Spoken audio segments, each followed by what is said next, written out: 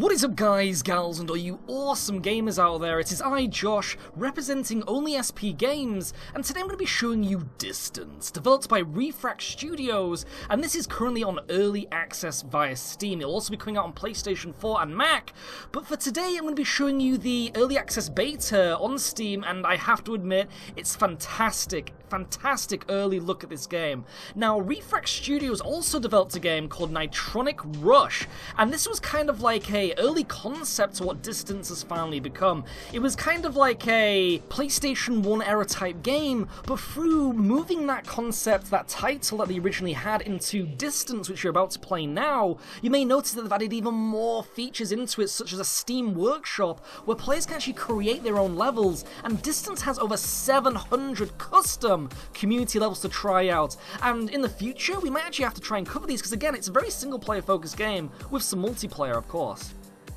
And I have to admit, after playing a few levels of it, it is super cool, super polished as mentioned, and it's surprising for an early access game to play this well, because generally you don't get games like that. Generally you notice loads of bugs and issues and glitches, and it generally feels really unplayable, but Distance is really showing this kind of new page of quality when it comes to this. It just shows the effort these developers have gone into actually making this game. You can tell they are really behind this game, and they really want you to enjoy it. But anyway, adventure mode. Let's jump into this now. You actually use a keyboard. I generally, for racing games, use a controller, but Sally doesn't have control support at the moment, so we're going to have a restart, because again, I have actually dipped into this and made sure that all the settings work fine. The game runs silky smooth, as you're going to see, but it's fantastic to see so many features in a singular racing game where it's not like competitive where you're going against other players, but it's just you enjoying the journey and seeing everything around you change. So it's quite interesting that this game actually does have a story mode.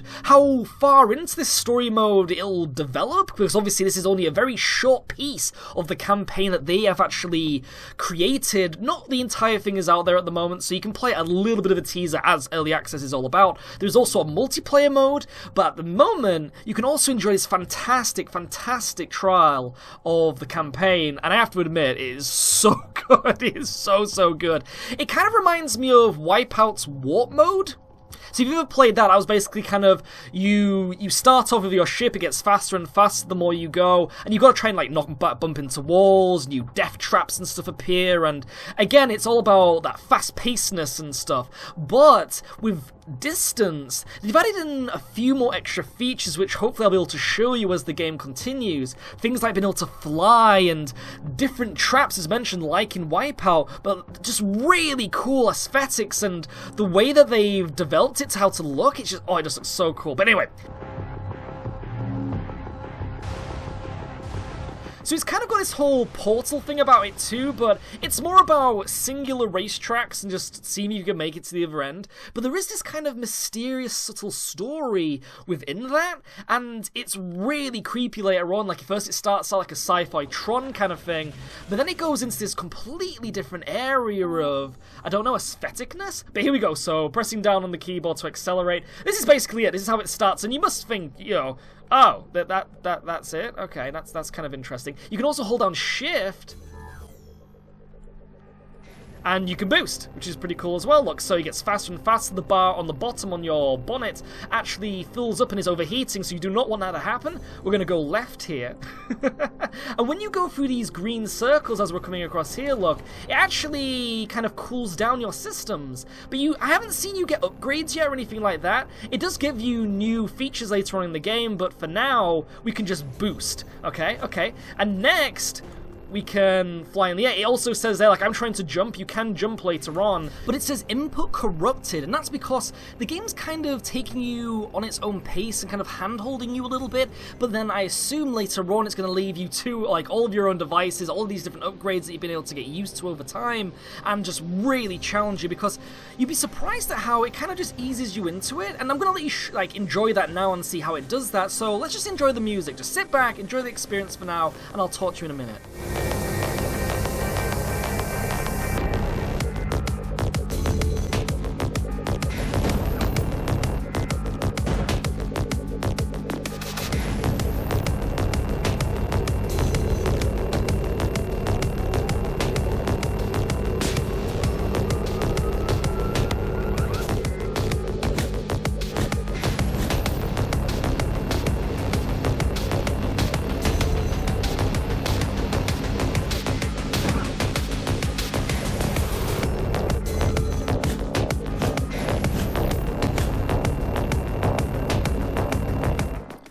there we go, that is the first stage completed. You might think, oh, that's kind of short, you know, there's not much to it. But it's not just a singular racetrack where it just repeats itself and gets faster and faster. There are different levels, different environments with different, like, a feeling of story to the world. So as you can hear here, the music has actually changed, and it really gives this feeling of a high production value to such a... Whoa, what a jump! Early access, and just by a group of guys who just love gaming, and they kind of have this passion behind this kind of genre. But here you go, let me let you enjoy a little bit more of it.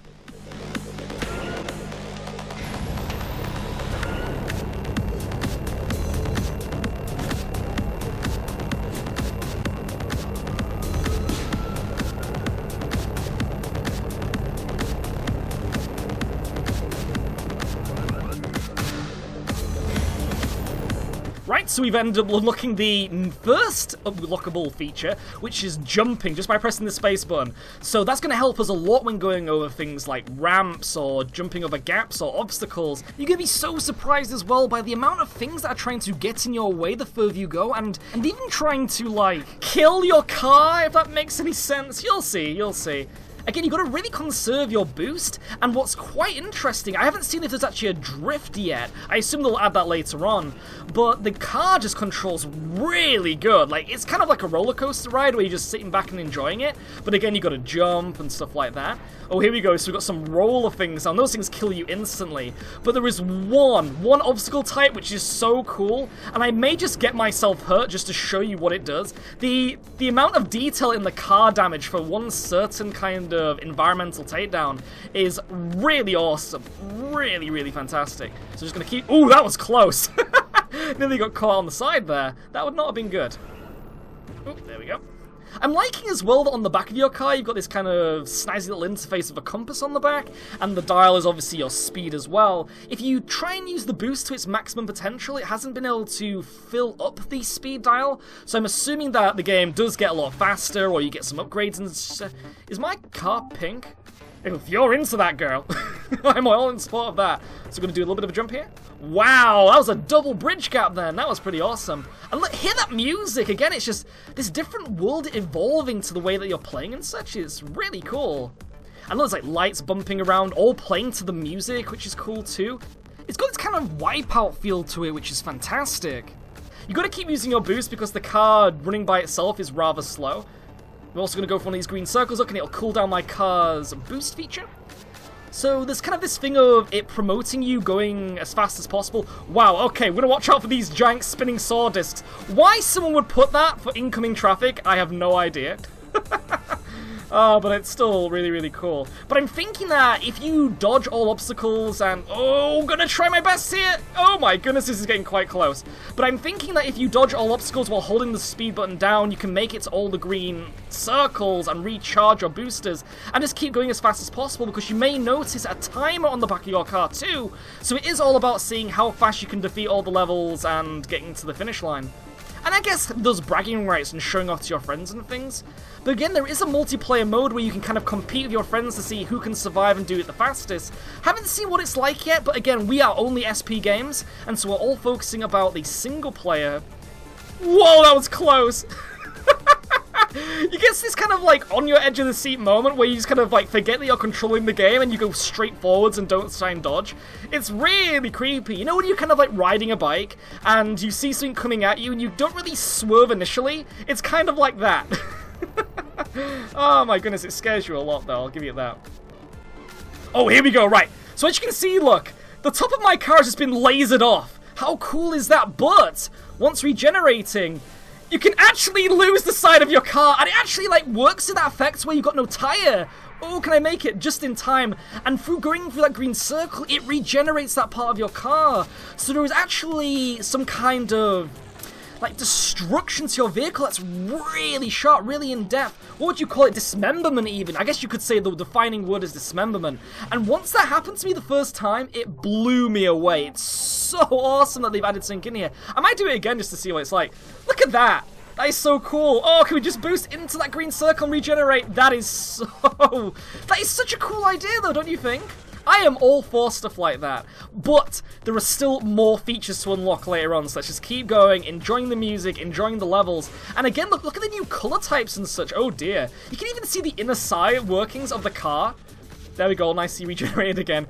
I mean, if I was going for a haircut, I'd say a little bit off the top if it came to my car, not the entire freaking upper body. So here's the next thing. We can now fly. How cool is that? It does actually use your speed boost, so you got to try and get to the other side as fast as possible. But again, a new feature. We're now traversing. It kind of has that feeling of Mario Kart to it, so being able to, or maybe like Sonic Riders as well, where you had to like jump in the air. Was it Sonic Riders? I think it was Sonic Riders. And having to traverse back into like the car mode and the flying mode. I don't know if there's a boat mode. That's the next thing to find out.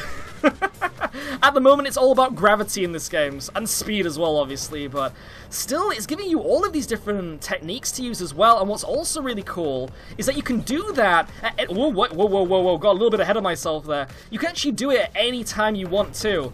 Oh, wall running! Okay, here we go, this is going to be interesting. It's kind of like doing that whole pilot mode thing. It's really difficult to control. Where am I going? Oh, there we go. Oh, can I go for that blue circle and calm myself down? Oh no, man! If cars feel pain, that must probably really hurt in an emotional way and also physical. But, as I was trying to say before I got rudely destroyed, is that you can actually activate your flying whenever you like. So if you see something in the environment that you want to take advantage of, in a time kind of way possibly, then you can do that, which is awesome, right? Oh, gonna land sideways. I don't know what this is gonna be like. Oh boy, jumping over. Oh, activating flying! That is epic. That was close. Okay, gotta make it to that blue circle as fast as possible because as you can see, my speed boost was overheating there. I'm not quite liking how the car pivots all around. That kind of throws me off a little bit. I don't know if it's trying to adapt to the fact that you're going close to walls and such, but still, really awesome. You can also go on the side of walls in tunnels, look. Just the amount of accessibility to its challenge is really cool. It's not kind of like throwing you through dangerous hoops, it's just letting you enjoy it and go at your own pace, which I really like. So we could have gone down the middle there if you wanted to and seen some completely different part of the level. We're gonna go left though, I don't know, the left pathway was kind of calling to me, I guess you could say. But we're just gonna try and get back onto this bridge. Whoa, that was close! And then I crashed into a wall. The flying is very hard to get used to, I have to admit. It's very hard. Whoa, did I actually make it through that but completely fail? Press T to reset, there we go. I am kind of screwing up now. So we have to try and focus a little bit more. Let's see if I can make that though. Oh no, I lost the top! I just got in complete realization there of what happened. Right, let's get back into this. Right, so I'm going to focus a little bit more now and let you enjoy the music, because again, this game is all about the immersion with the music, the gameplay, and everything. So sit back, enjoy the ride. Distance, here we go.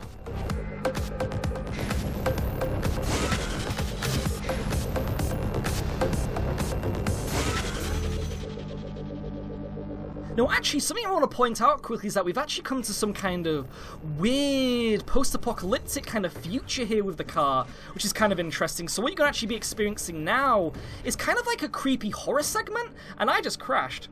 So we're going to keep moving here. Again, it happens when I'm talking. You've got to be really focused when playing this game. Whoa, okay, that nearly threw me off then. But yeah, so whoa, look at that! That was close. Can I make onto the bridge before I overheat, though?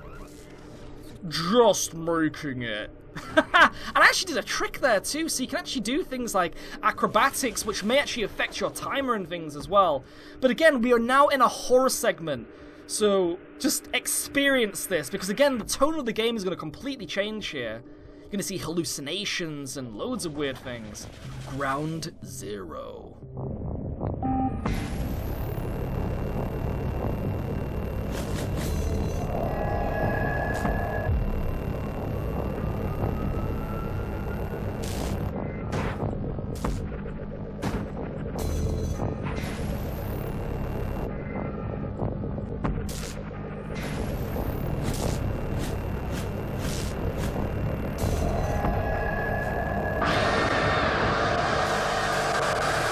I mean, how weird is that?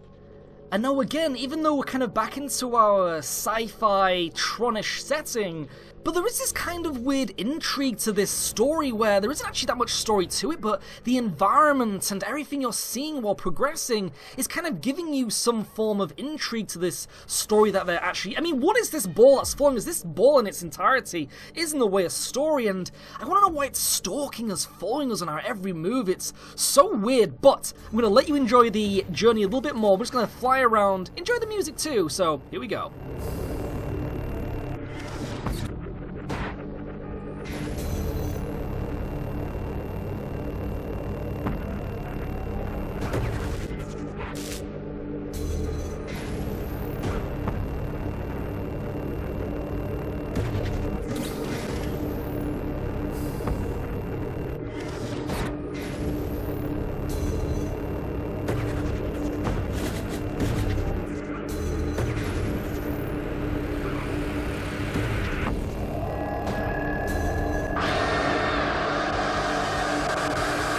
That ball is creeping me the fudge out.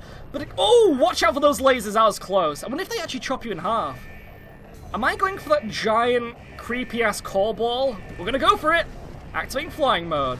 Again, once you get used to the flying, it actually isn't that bad. I hope we get to kill that. Should you get like weapons in the game or something? Again, I haven't really progressed that far into the campaign. Supposedly it is very short, but that's because they haven't finished it yet. But for what you're getting here is just really cool, and I'm really looking forward to what Refract can actually do in the future. So much potential, so much potential. And this is a Kickstarter. There's some sheer polish to what they've created here. Okay, let's activate our boost a little bit more and see how fast we can go. See how fast and quick we can progress. Watch out for the saw blades. I have not seen what they do to you, but I don't want to find out. I've shown you the lasers, that's as far as I'm going to go unless one of those things get the best of me. Let's see if we can actually go upside down. It seems you can. That's cool. That's cool. I really like that. Kind of has a Arkham Knight Batmobile feel to it as well, I guess you could say. Another game where the controls of the vehicle was really good. It's good that we're seeing this in this day and age now in 2015, where vehicular kind of combat or just driving mechanics are starting to really work out. Because remember when you had games like Grand Theft Auto 3 and beyond, where it was just not really that good, but then Grand Theft Auto 5 kind of like fixed the problems and such? We're seeing that now with just these really focused driving games, and that's great. It kind of reminds me a little bit as well of things like Burnout, which just had really good driving. Okay, let's go left here. Or not! The ball is screwing us over. And it's taking me somewhere... Oh my goodness! I've got a feeling this thing's trying to kill me. Let's just leave. Oh, there you are again. Whoa. Just blew up part of the level. So what are these weird little cube things? I wonder what would happen if you bumped into one of them through flying. Very curious, very curious. Okay. And I wonder where this story's gonna go. I mean, it also... This game is giving me so many flashbacks of other games, but it also has that kind of... Oh my goodness. What was that other game called? Rez. It kind of reminds me of Rez as well, you know? Where there was this kind of... You were just progressing through the game, you thought it was this cool little music video in a way, but then it started to become this whole different thing where it had like a message to it. So it was all about things like the start and birth of life and the universe and the Big Bang and things. So I'm wondering if this game's going to have something like that. I need to remind myself that the playing controls are inverted. There you go, look, that's a little bit better.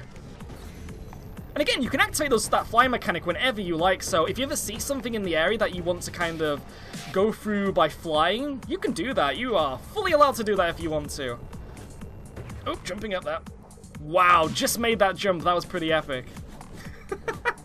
Ooh, I should probably have jumped there, but still we made it. Because I'm a bouse, don't forget that. But again, it's probably highly recommended that if you're playing this game, don't talk to a loved one when doing it, because you're probably going to crash. Infected area, what's that about? Oh no, my flying ability has actually been corrupted here, so I'm going to try and do this without flying. I can still boost though, which is good. Seems that the level is actually bringing up some obstacles for me now though.